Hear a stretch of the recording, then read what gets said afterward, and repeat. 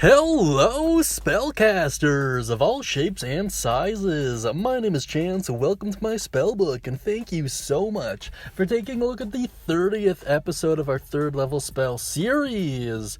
We're getting high up there in numbers, guys.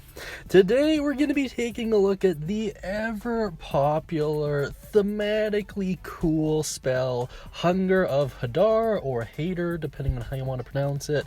I've always pronounced it as Hadar though, so I'm going to stick with that throughout the course of this video. This spell is usable exclusively by the Warlock. That is so far as to say it's found on their spell list, and it is found in the good old Player's Handbook, so we should all have access to it.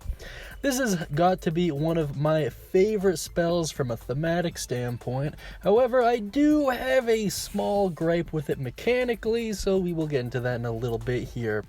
That being said, let's quickly go over its mechanics. So the way this spell does damage is actually a little bit unique. If you start your turn within the affected area, it deals 2d6 cold damage, and when you end your turn there, it deals 2d6 acid damage, and you can make a save to cut that in half, but that cold damage is basically forever 2d6. The effect at a glance is as followed. Create a sphere of darkness that whispers and cannot be illuminated. The area of the sphere is difficult terrain. It deals cold damage upon a creature starting its turn there, and acid damage when it ends its turn inside of it. The cast time is 1 action. The range is an impressive 150 feet, and it is a 20-foot radius sphere, which is really huge. That's basically fireball level kind of range. It's really nice. It's good stuff. The duration is 1 minute, and it is a concentration spell. The components are somatic, material, and verbal. If you're curious about that material component, it is a pickled octopus tentacle, which is really cool. The way this spell does its saving throw is a little bit weird. It's only on the damage you take upon ending your turn within the area, and it is a dex save, and on a success, it's half damage. And that's for that acid damage, by the way. The school is Conjuration, and the damage type is cold and acid, because it does do the two. This spell does a lot, like an insane amount, and I think that's why people defend this spell to no end. It's amazing. As a dungeon master, I love using it. It's probably one of my all-time thematically favorite spells as well. And let's get into why that is by reading the full description.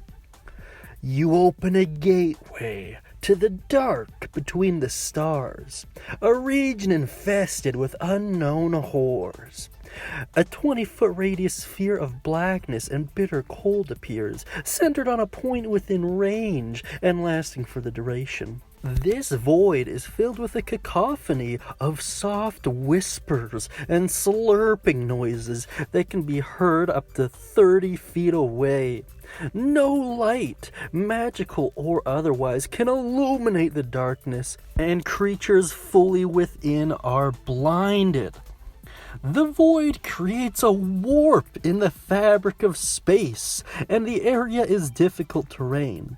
Any creature that starts its turn in the area takes 2d6 cold damage. Any creature that ends its turn in the area must succeed on a dexterity saving throw or take 2d6 acid damage as milky, otherworldly tentacles rub up against it.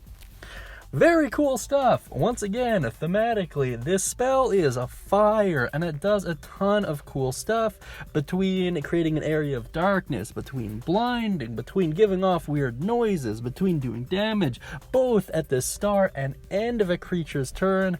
There's a lot going on here. It's really, really incredible when you lay it out like that. However, as I mentioned earlier, I do have a complaint about this spell. And the complaint isn't so much centered on the spell itself, it's centered on the class that uses it. If you haven't played Warlock before, basically the way their spell slots work is they don't really get a whole lot of them. If anything, I think they only get like 5 max. And the way that their spell slots work is the spell slot level increases as they level up. So you're always casting at your highest spell slot. This spell offers 0 incentive to be upcasted, and for that reason, I'm just a little bit disappointed. I'd like to see maybe at the very least an increase in damage when they end their turn in there. I think that would be fair. Alternatively, if they could add their charisma modifier to the damage, I think that'd be fine as well. That being said, I don't know, it's just a personal gripe I've always had with it. If you agree or disagree, mention why in the comments, but I don't know. That being said, let's move on to some alternative uses, but before we do, quick reminder, I do have a separate channel all about Pathfinder 2e, which I in most cases consider to be a superior game to 5e, at the very least a little bit crunchier, which I personally like, but maybe I'm just getting sick of 5e all the time, who knows. In any case, if you're curious about that game, I have a whole separate channel with over 100 videos on it, so please do check it out. That being said, let's move on to some alternative uses here.